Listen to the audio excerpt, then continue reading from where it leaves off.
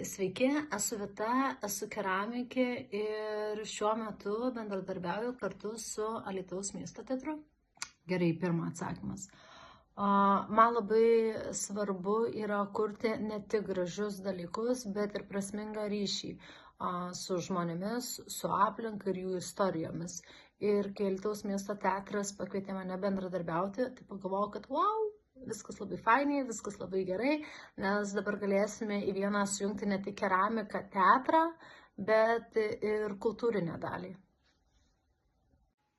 Gerai, į antrą atsakymas būtų toks, kad man svarbiausia yra žaismingumas ir autentiškumas, kuriant turinį, ir norėjosi, kad tas visas turinys būtų ne tik tai kažkoks labai gražus, ar ten labai įdomus, man norėjosi, kad jo filmavimo metu kiti žmonės pamatytų teatrą visai kitaip.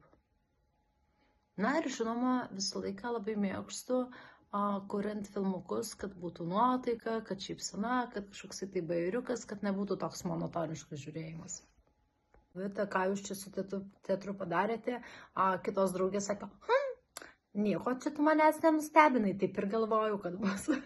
Tai tų reakcijų buvo visokių, bet jų visokių ir reikia, ir tikrai buvo daug pasidalinimų, buvo daug peržiūrų, daug kas rašė gyrė. Į ketvirtą atsakymas, kad man nuo pat pradžių buvo labai faina dirbti su teatru, nes jautėsi pasitikėjimas, kūrybiškumas ir nebuvo taip, kad mes norim to ar ano ir kažkokio tokio įrėmų įspaudimo, kas kūrėjui yra labai nefainiai. Tai man patiko, kad buvo duodama laisvė, kaip aš įsivaizduoju, kaip aš matau, ir kartu bendradarbiaujant su Alytaus miesto teatro, kaip sakyti, kolektyvų žmonėmis, aš pamačiau, kad mes galim labai daug gražių dalykų sukurti. Gerai, ir buvo klausimas, ką jūsų nuomonė buvo galima padaryti kitaip, kad bendradarbiavimas būtų sėkmingesnis. Tai šitoje vietoje noriu užstumti pati ant savęs. Nes su Alytaus miesto teatru idėjų generavimu viskas yra tobula, bet mano pusė yra problema. Aš esu dirbanti, aš esu kūrėja, aš esu menininkė, aš esu priplaukusi, aš pastoviai laiko neturiu. Tai taip gaunasi, kad kitą kartą šitoj vietoj stringa ne Alytaus miesto teatras, o stringu tiesiog aš. Atsiprašau. Klausimas 5. Kas galėjo atnešti daugiau kažkokių tai rezultatų? Tai man atrodo, kad teatras ir taip labai stipriai stengiasi, daug visko kuria ir daro, ir kas galėjo daugiau atnešti rezultatų, net galbūt negalėčiau pasakyti, nes pati tose platformose labai mažai laiko praleidžiu. Jei kažką tai paminėsiu, ką darėte, tai tiesiog atsiprašau.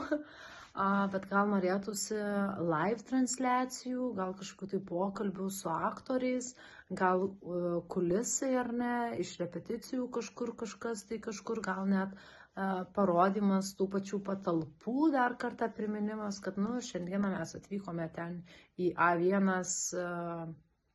pamiršau, kaip vadinasi, ten, kur persirengi visi.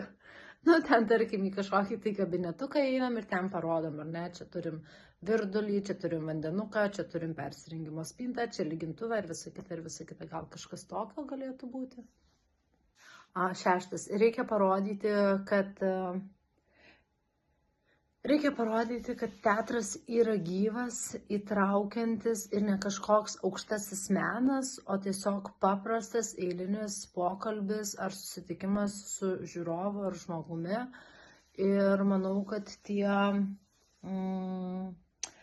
tos žinutės kažkokios galėtų būti tokios, kad ateik, išbandyk, pamatyk, susipažink su šiuolaikišku teatru, ar ten mes neužsisėdėjome vietoje, mes šiuolaikiški. Kažką tokio linksmo, manau, reikia žaisti visą laiką šituose platformose su emocijom. Gerai, atsakymas į 7. klausimą. Ten labai man buvo juokinga, nes amžiaus cenzas buvo 18, gal 25 metai. Tai aš į ten nepapuolu, aš dar gyvenau, kai gyveno dinozaurai, nes man 36 metai.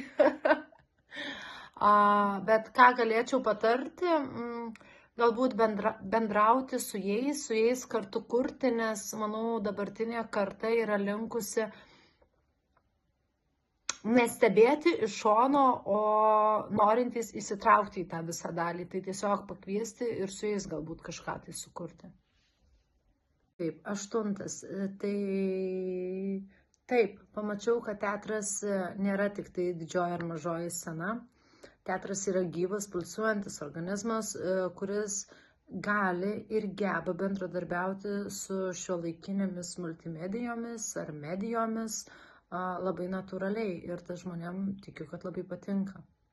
Man tai buvo kūrybinė patirtis ir įkvėpimas, kaip menas gali būti ne tik jungiantis, bet kartu ir žaismingas.